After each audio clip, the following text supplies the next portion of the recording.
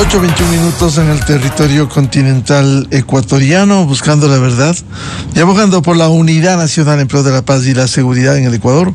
Queremos dar la bienvenida en la revista de Opinión Democracia a la doctora Estefanía Luzuriaga, docente y politóloga, y el doctor Juan Manuel Fuertes, ex legislador, ex subsecretario de Gobernabilidad. Les invitamos para hacer un análisis del momento político que estamos viviendo, con algunos ingredientes.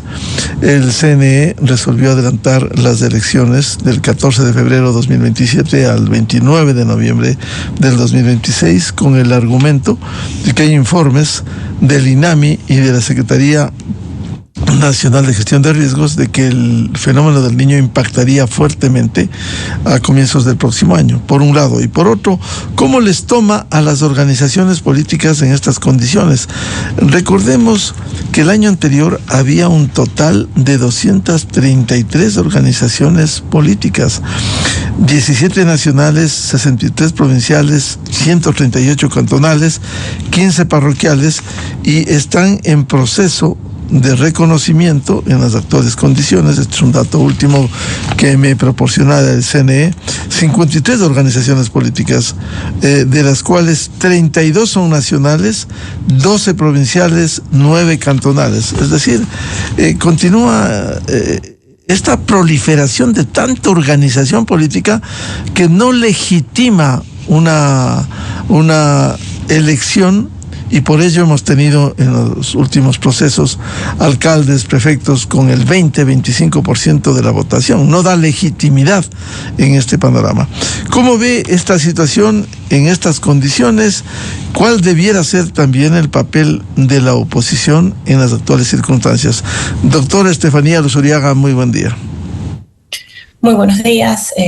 Muchas gracias por la invitación. Un placer acompañarlos esta mañana. Bueno, con respecto al contexto actual frente a las modificaciones al calendario electoral de Ecuador, yo creo que definitivamente podríamos establecer que, si bien es cierto, responde en gran medida a la justificación del informe recibido por el CNE, ha puesto no solamente a los partidos políticos y movimientos, sino también a la ciudadanía en un contexto bastante complejo, que permitiría algunos tipos de lectura. Es decir, por un lado, evidentemente la lectura técnica o logística, que es la que ampara, digamos, la justificación en la modificación al calendario, pero también una lectura de legitimidad, que es donde sobre todo espacios de la oposición han configurado narrativas que buscan, pues, no cuestionar y poner posiciones críticas con relación a las reglas del juego y al rol del CNE como institución pública, por justamente las decisiones tomadas. Yo creo que la tercera lectura, y creo que en gran medida la más relevante para la ciudadanía hoy, tiene que ver con la lectura estratégica, es decir, cuáles van a ser las acciones a tomar de los partidos, movimientos y líderes para llegar a ese nuevo calendario, y qué supone eso para el ciudadano en términos del espacio deliberativo para tomar decisiones. Incluso con una circunstancia, doctora Luzuriaga, por anuncio del CNE hay movimientos que estarían en proceso de extinción, y se ha señalado como Construye Unidad Popular, incluso con unos datos que es obligación esclarecer debidamente. Construye aparece con 0 adherentes. O sea, ¿cómo se llegó a esto, doctora Luzuriaga? Sí, definitivamente también en este mismo contexto actual preelectoral en el que nos encontramos, la cancelación de partidos, digamos, que un poco es lo que se está indicando, pone a la ciudadanía también en un contexto difícil. La argumentación, y volvemos a lo mismo, hay dos niveles de análisis. Uno es la normativa y el cumplimiento de esa normativa, es decir, la normativa en la cual el CNE está sosteniendo el proceso con unidad nacional y con Construye, existe, está vigente y se está implementando. En gran medida, eso respondería al deber ser de la norma. Pero también tenemos una segunda lectura que responde al momento político. Es decir, si la norma se aplica a todos los partidos políticos y es una norma que se implementa de manera transversal, no debería haber ningún tipo de reclamo, ni por parte de la ciudadanía, ni por parte de los distintos movimientos políticos o instituciones partidistas. Ahora bien, si esa norma se aplica de forma selectiva, se abre una puerta para cuestionamientos importantes. Yo en el caso particular de Unidad Nacional, sí entiendo que es un partido que viene teniendo resultados electorales marginales y que evidentemente, digamos, podría responder en gran medida a la implementación de la norma. En el caso de Construye, definitivamente el escenario es bastante distinto. Por un lado tenemos un partido que por un factor, digamos, coyuntural, tomó una relevancia significativa en las elecciones anticipadas y obtuvo una fuerza importante en la Asamblea Nacional y un resultado interesante también para presidente y vicepresidente, pero que no ha logrado sostener esos espacios en las últimas elecciones para presidentes y asambleas. Entonces, toda esta coyuntura hace que la escena electoral actual ponga a la ciudadanía primero con unas preocupaciones reales que tienen que ver con la información, es decir, con el proceso electoral y el acceso a la información, la socialización de los planes de gobierno, la difusión de los líderes que van a participar para las diferentes autoridades, y por otro lado, el cuestionamiento sobre, digamos, el factor de la cancelación de los partidos políticos y la implementación de la norma.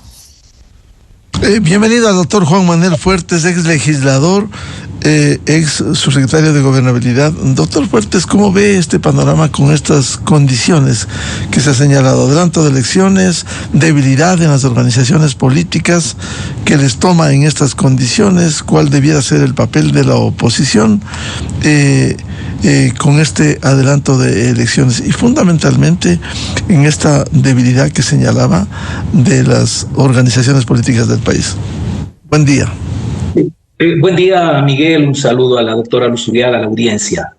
A ver, sobre lo primero que usted señalaba, Miguel, ya casi se ha convertido en una verdad de perogrullo, la constatación de el pendejismo democrático que implica la normativa tan laxa que a su vez posibilita la coexistencia de centenas de organizaciones políticas en los diversos niveles geográficos que no responden sino a una condición de reconocimiento jurídico que les permite impulsar legalmente candidaturas en procesos electorales, pero que por sobre eso no cumplen en lo mínimo las funciones que les compete a las organizaciones políticas y particularmente en un escenario de la democracia contemporánea que vivimos en el mundo occidental.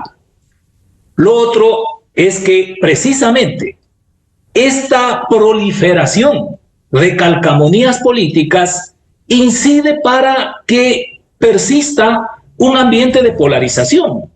Hay que reconocer históricamente parte de la estrategia de despliegue del proyecto político del correísmo fue precisamente no solo permitir normativamente, sino promover esta proliferación hasta el nivel parroquial, con lo cual la posibilidad de ejercer una posición hegemónica indudablemente se amplía.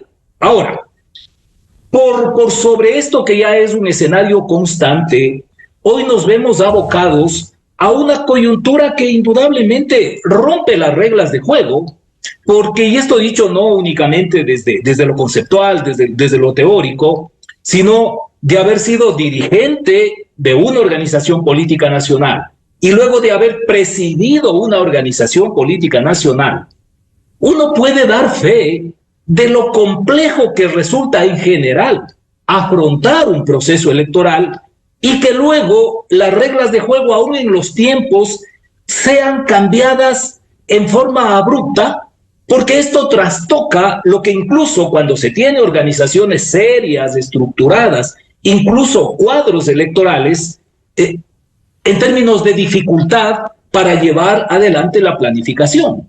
Pero no estamos hablando únicamente en la coyuntura actual de un cambio en el calendario electoral, sino que paralelamente hay un hecho que es trascendental para los efectos de la competencia política.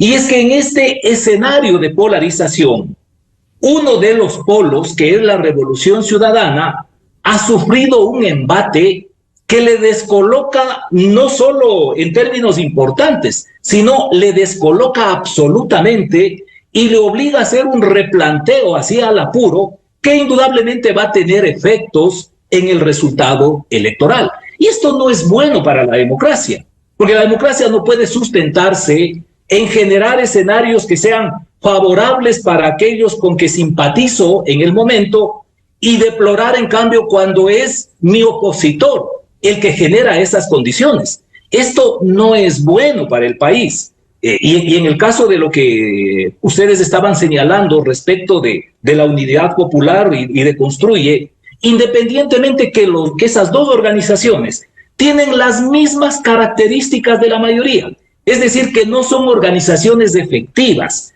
que tienen opciones reales y permanentes de acceso al poder, hay que reconocer en cambio desde lo estrictamente normativo que en esto que se refiere a Construye es una idiotez lo que están haciendo en el Consejo Nacional Electoral. ¿Por qué? Recordemos, en ese Consejo Nacional Electoral, manejado por el correísmo, le desaparecieron a Construye porque no participó en una de las contiendas electorales y como tenía una amonestación, le sacaron tarjeta roja. Luego vino el Consejo Nacional Electoral que se gestó en este Consejo de Participación Ciudadana interino, que lo presidió el doctor Trujillo, y les devolvieron la personería jurídica. Bueno, resulta que cuando les descalifican, han liberado todas las firmas que constaban como adherentes a esa organización, y esas firmas ya seguramente están distribuidas legal o ilegalmente, quiero decir, con firmas auténticas o fraudulentas en otras organizaciones. Pero ¿qué culpa tiene desde lo normativo esa organización para que haya pasado esto? Ahora, usted dice, Miguel, ¿y qué debe hacer la oposición? Y creo que este debe ser un tema que genere un análisis y un debate profundo, porque lamentablemente, para los efectos democráticos, vemos que acá no hay una comprensión adecuada entre quienes conforman las organizaciones políticas, particularmente entre los dirigentes que a veces son los únicos que conforman esas organizaciones, respecto de lo que es la democracia, de lo que son las organizaciones políticas y del rol que debe ejercer la oposición, que va mucho más allá de una participación electoral de coyuntura. Doctor Fuertes, usted decía, todo esto provocó esta proliferación de organizaciones, la Revolución Ciudadana. Efectivamente, recordará usted cómo se denostó contra las organizaciones políticas hasta intentar liquidarlas, con el argumento de la nueva política, ¿no?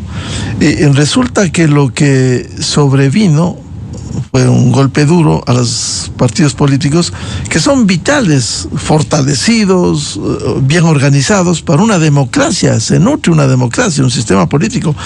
Pero ir a lo que hoy vivimos, esta proliferación de organizaciones, y solo menciono porque esto no tiene un debido sustento ideológico, político. Por ejemplo, organizaciones nacionales que están en proceso de reconocimiento. Hay uno, Movimiento Político Vamos por la Vida, Partido Político Piensa Ecuatoriano. O sea, ¿cuál es el sustento ideológico político que permita fortalecer un sistema político ecuatoriano? Yo creo que básicamente ninguno. Es decir, en la necesidad de la democracia representativa, porque no hay otro modelo democrático dada la complejidad, no solo numérica, sino en diversos ámbitos que tiene la sociedad, que vivir una democracia representativa. Y eso implica no solo necesidad, sino que esto llega al nivel de lo imprescindible de la existencia de organizaciones políticas. En otras palabras, las organizaciones políticas para la democracia no son solo necesarias, sino inevitables. No se ha descubierto otra fórmula de generar procesos auténticos de representación mayoritaria y general de la población en el ejercicio del poder que no sea a través de organizaciones políticas. Bueno, esto implica que si la búsqueda es una democracia de calidad que sirva como escenario para impulsar el desarrollo económico, social de un país, se requiere de organizaciones políticas de calidad. Lamentablemente, el tema ideológico prácticamente está expulsado del diccionario político, porque hoy se habla de la necesidad de ser pragmáticos y poco menos que quienes hablan de filosofía política están fuera del picture. Ok.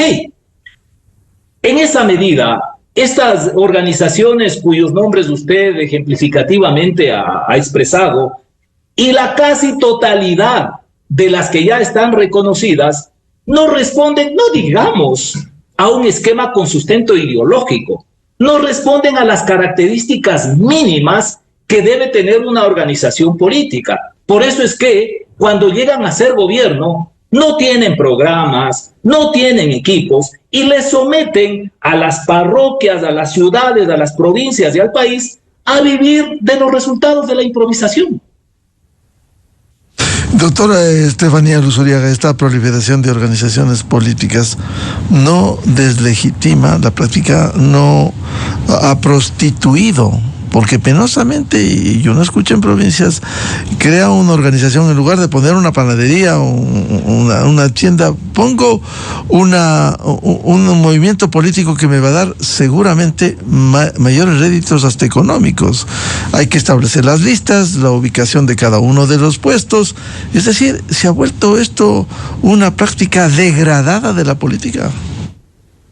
Definitivamente estos partidos políticos que sirven más como vehículos de candidaturas que como representación de la base electoral operan claramente atribuyendo o asignando una personería jurídica a un sujeto, un candidato que otorga visibilidad, financiamiento y accionar político. Y en ese sentido se genera un intercambio que en lugar de fortalecer el proceso democrático, lo que termina haciendo es debilitar los procesos electorales, fragmentar aún más al electorado y desconectar la institución, es decir, el partido político de el posicionamiento ideológico o de la cultura política del ciudadano representado. Y eso, en mi criterio, es grave por algunos motivos, pero principalmente porque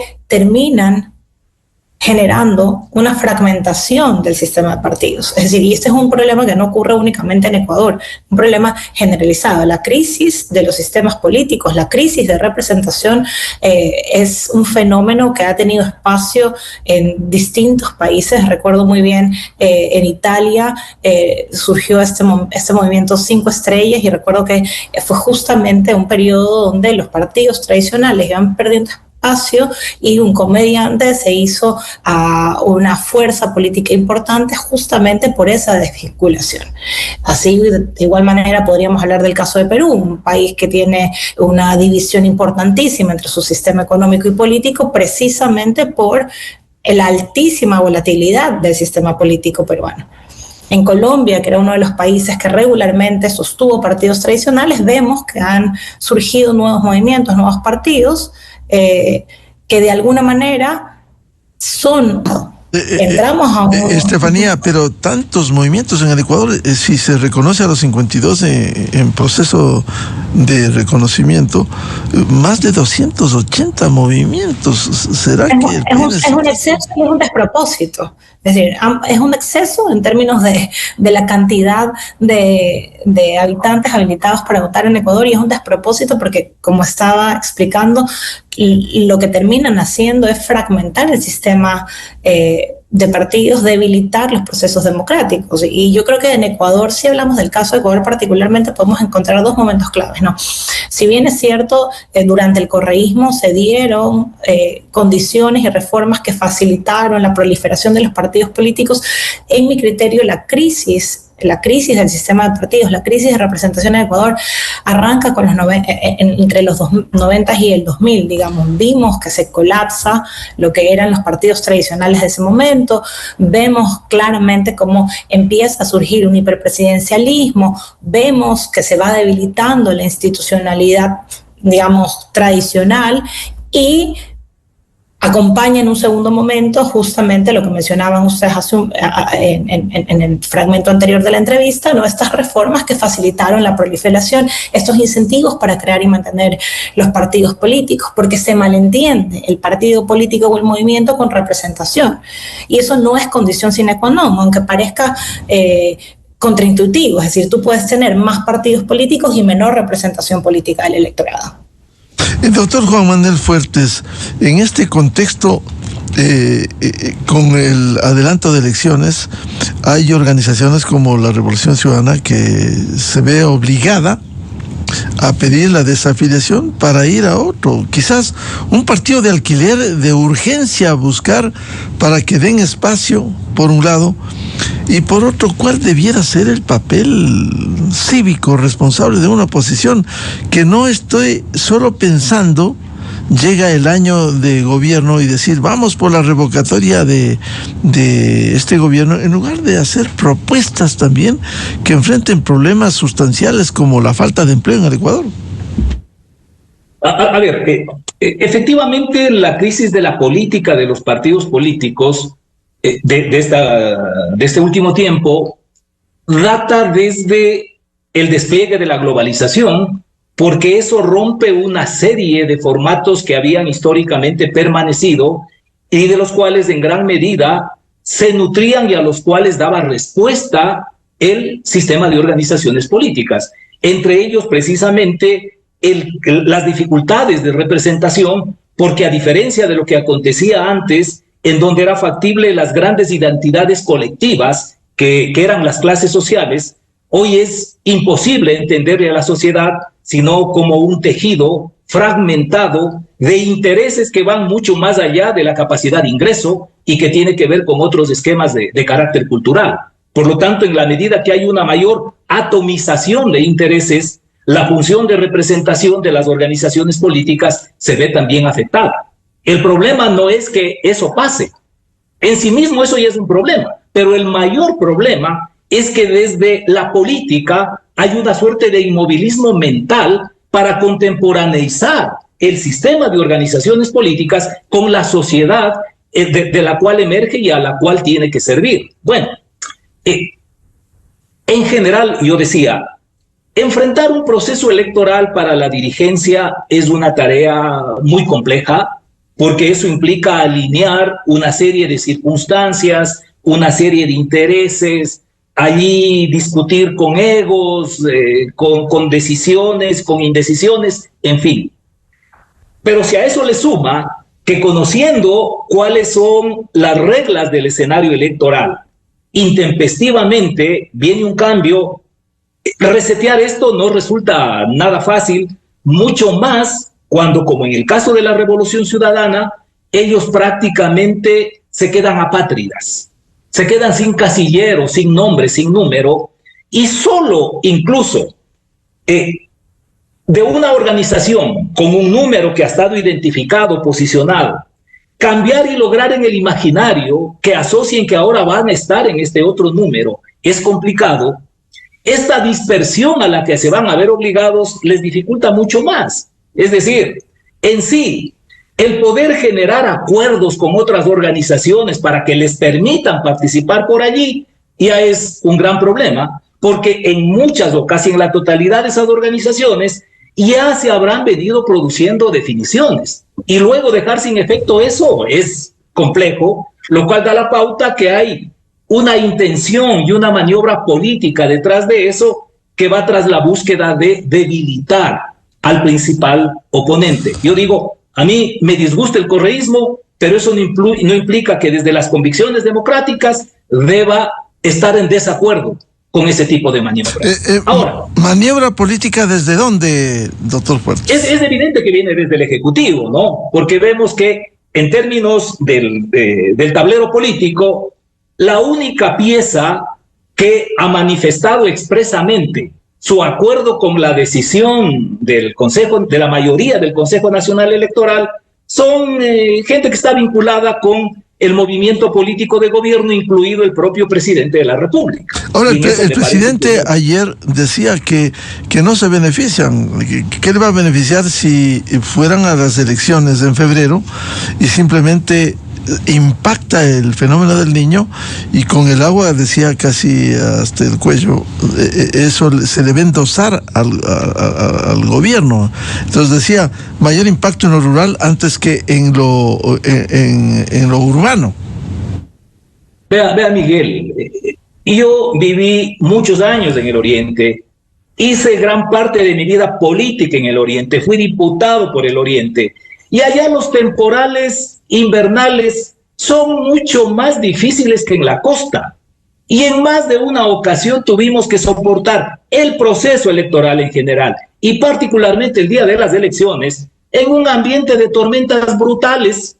Y en ese tiempo que había menos posibilidades viales, menos posibilidades tecnológicas, se realizaron los comicios sin mayor novedad. Es entendible que el presidente trate de justificar esa adhesión a la decisión de la mayoría del Consejo Nacional Electoral, pero no podemos perder de vista el contexto, ¿no? Entre eso, lo que le estoy señalando respecto del principal oponente, que es la Revolución Ciudadana. No es lo mismo reponerse de un golpe político teniendo 11 meses que teniendo 8 o 9. Los tiempos en esto ayudan o complican severamente. Ahora, respecto de lo que usted señala sobre el rol de la oposición, mire, la democracia en esencia es un sistema de confrontación.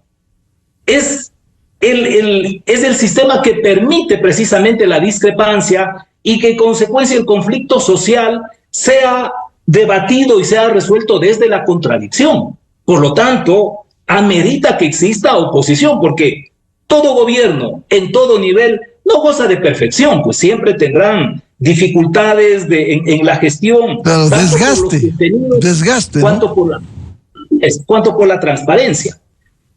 El problema fundamental es que en el caso ecuatoriano, para poder ejercer una responsabilidad seria, tienen que haber auténticas organizaciones políticas, no solo que cuenten con estructuras, sino que además dispongan de equipos técnicos, de intelectuales que estén en capacidad de, recopilando los intereses, las necesidades de la población, formular programas de gobierno y desde allí contrastar con lo que ejecuta el gobernante en turno en cada una de las jurisdicciones, que al mismo tiempo le sirve para promocionar su organización política a sus cuadros. Sin embargo, lo que observamos en el país es la inexistencia de auténticas organizaciones, son cascarones vacíos, por lo tanto no están en capacidad de ejercer el rol que democráticamente les corresponde, más allá de ser oponentes en la contienda electoral, y eso indudablemente debilita al sistema democrático. Y en este orden de cosas, un tema que se vuelve inevitable es reconocer que la cara visible de una organización política es su bloque legislativo, porque en donde se manifiesta el conflicto social con mayor contundencia, gráficamente, visualmente está allí, es en el Parlamento. Por lo tanto, en la medida que las organizaciones no sean efectivas, no tienen representación en el Parlamento, se les vuelve mucho más difícil el poder mostrarse incluso seriamente como oposición, porque ¿qué vocería tienen frente a las decisiones gubernamentales para contradecirlas. Esto implica la necesidad, si queremos fortalecer el sistema democrático y consecuentemente que la oposición ejerza el rol responsable que le compete, no solo desde la beligerancia, sino desde la propuesta, es imprescindible contar con organizaciones políticas que respondan a las necesidades democráticas, es decir, que cumplan con las funciones que realmente les competen. Doctora Estefanía Luz Uriaga, a ver, ¿cuál debiera ser el papel de la oposición? Siempre tiene que haber en un sistema político pesos y contrapesos, es indudable, pero una oposición que también aporte, que no esté pensando solo en el gobierno anterior, en este o en el que venga, en una revocatoria del mandato, sino en aportar a la solución de los problemas que tiene el país.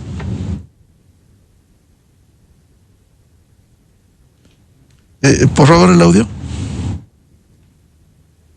Mil disculpas. Yo mencionaba que frente al cambio del calendario electoral en Ecuador, yo creo que no hemos visto, en mi criterio, una propuesta articulada. Hemos visto diferentes líderes políticos y movimientos y partidos reaccionando primero desde obviamente la configuración de una narrativa de desacreditación y que apela a fundamentar su respuesta en argumentos que hablan de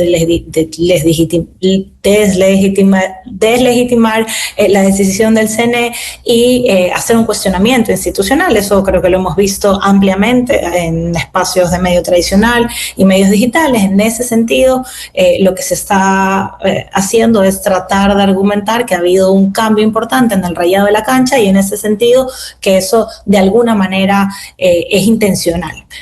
Y lo segundo es que ya vemos, y ayer leía las noticias, las primeras desafiliaciones de algunos de los candidatos de Revolución Ciudadana, y eso para mí refleja una respuesta no solamente de RC, sino en general de movimientos y partidos que están menos estructurados y que están buscando justamente adelantar candidaturas, generar alianzas, es decir, tratar de entrar al plano de lo pragmático, es decir, si bien es cierto, se ha tomado ya una decisión y el calendario electoral se ha modificado, entonces ¿cómo puedo accionar y cómo puedo participar efectivamente?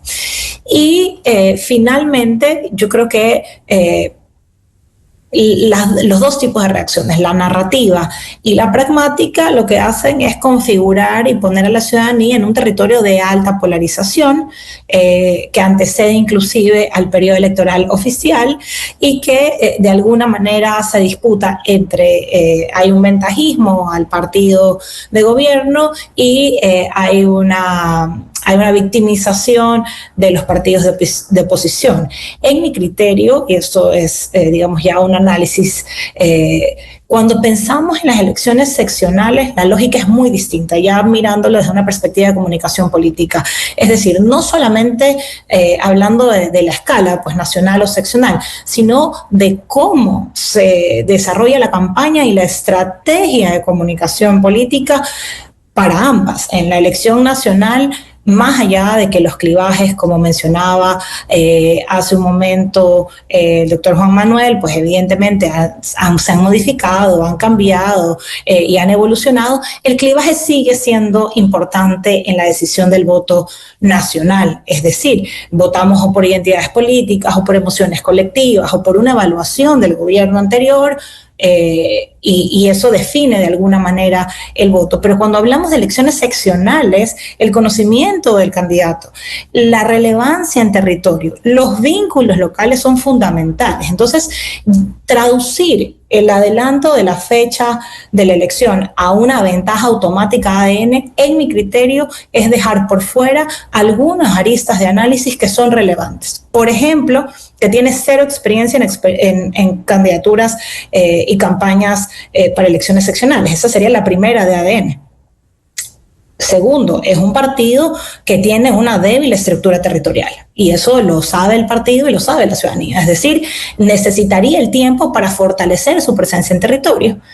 Y tercero, que puede jugarle un voto en contra. Es decir, si la oposición logra instalar una narrativa donde se hace una lectura de privilegio, de ventajismo, eso puede generar un voto castigo en algunos electores para las seccionales, sin desconocer que evidentemente, pues como beneficios tiene la visibilidad, tiene la relevancia en las problemáticas nacionales y tiene obviamente la capacidad de transferir, digamos, la narrativa del gobierno nacional a la campaña o a las estrategias de comunicación de las elecciones seccionales, pero no necesariamente es una ventaja. Mientras que Revolución Ciudadana sí que es un partido con una maquinaria territorial fuertísima. Las últimas elecciones fue la fuerza política número 1 en gobiernos regionales, llámese prefecturas, alcaldías, juntas parroquiales.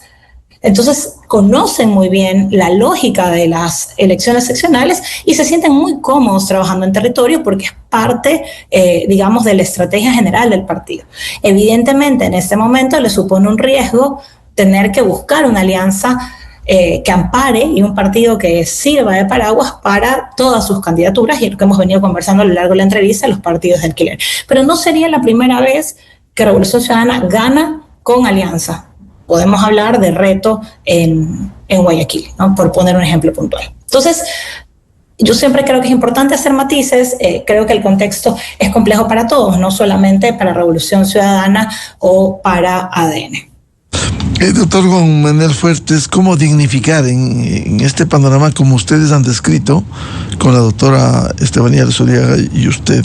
Dignificar a la política, rescatar a la política, fortalecer a las organizaciones políticas y que sea un aporte. Decía, la oposición es vital en un sistema político, no el partido único, sino la oposición, pero una oposición fuerte, fortalecida, que también proponga, que no solo trabaje para elecciones, sino también, como se dice, para las nuevas generaciones. ¿Por qué no dar aportes? ¿Qué hacer y cómo hacer, por ejemplo, para enfrentar el desempleo en el Ecuador? Bueno, vea, Miguel, lo primero que se necesita son auténticas convicciones democráticas, porque eso lleva automáticamente a reconocer la importancia de las organizaciones políticas y a comprometerse a partir de eso en la necesidad de un sistema de partidos, de organizaciones políticas modernas, que básicamente deben tener 4 ecuaciones diferenciadoras. En lo ideológico, en lo programático, en lo organizativo y en lo comunicacional, para ponerse a tono con lo que es la sociedad moderna. Y a partir de ello, entonces, obrar democráticamente sin necesidad de tratar de en la coyuntura fortalecerse a costa de faulearle al adversario, porque yo estoy completamente de acuerdo con de los 3 puntos que señalaba la doctora Luzuriaga, con el último sobre el riesgo de que a partir de la victimización de unos y la colocación como agresor del gobierno, eventualmente tenga un resultado como el de la última consulta popular. Pero lo que no se puede perder de vista es que precisamente reconociendo esa inexperiencia en elecciones locales y esa debilidad que tiene estructuralmente como organización el movimiento y el gobierno, se preocupen precisamente no de equiparar en términos de disponer de un know-how sobre cómo enfrentar esas elecciones y cómo compensar la debilidad, sino más bien de tratar de inclinar la cancha para de esa manera equilibrar un poco frente al adversario. Ahora, claro, una cosa es que la Revolución Ciudadana haya hecho históricamente acuerdos con una organización política como el Centro Democrático, por ejemplo, para tomarlo como barco nodriza que transporte a sus candidaturas, pero otra muy diferente es a la que se va a ver abocado a hoy, porque no les va a ser posible tener una alianza nacional, sino que tendrán que incluso a nivel parroquial eventualmente de hacer alianzas un poco psicodélicas, ¿no? De diversos colores que les va a resultar desde el punto de vista comunicacional bastante complicado poder sustentar y apalancarse en la marca que ellos han tenido. Ahora, estamos abocados contra el tiempo para las próximas elecciones, doctor Fuertes. En esas condiciones también casi les ha tomado en curva a las organizaciones políticas que normalmente debieran tener una organización para que consolidada, debidamente renovada, y que no sean las circunstancias, el cambio de una fecha, que les tomen estas condiciones.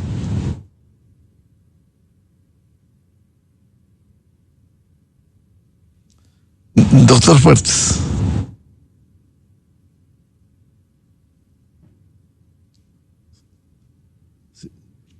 ¿Le escuchamos, doctor Juan Manuel Fuertes?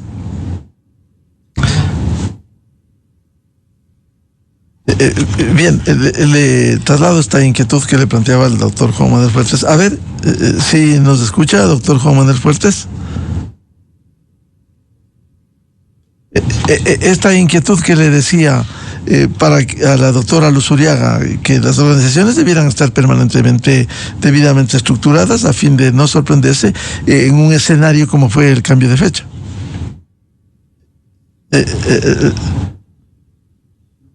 Doctora Luzuriaga.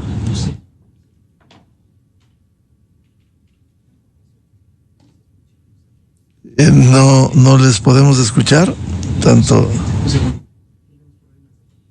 Allá, entonces sí. A ver si podemos retomar. No nos escuchan, tampoco les escuchamos a nuestros invitados, el doctor Juan Manuel Fuertes y a la doctora Estefanía Luzuriaga. No sé si este es un tema técnico que nos impide continuar. Bien, excusas por este tema técnico. Agradecerles a la doctora Estefanía Luzuriaga, docente y politóloga, y al doctor Juan Manuel Fuertes, ex legislador, ex subsecretario de Gobernabilidad, por la atención y por hacer este análisis sobre la situación política, el adelanto de elecciones, el papel que debiera cumplir cívica y democráticamente una oposición en el Ecuador, y la consolidación de las organizaciones políticas que son tan necesarias en un sistema político, no en la prostitución de las organizaciones que requiere el país. Con esto cerramos la jornada de entrevistas y debates, la opinión diversa y libre en la revista de opinión Democracia. Les recomendamos, ya viene en Exa FM, el show de la papaya y la opinión de Álvaro Rosero León. De mi parte les deseo un feliz miércoles a todos, feliz inicio del mes de abril. Felicidades a los miles de seguidores de la revista de opinión Democracia. Muy buen día. La revista de opinión Democracia, buscando la verdad en todas partes. Esto es Exa Informa por Exa FM. La Contraloría General del Estado detectó inconsistencias en las declaraciones patrimoniales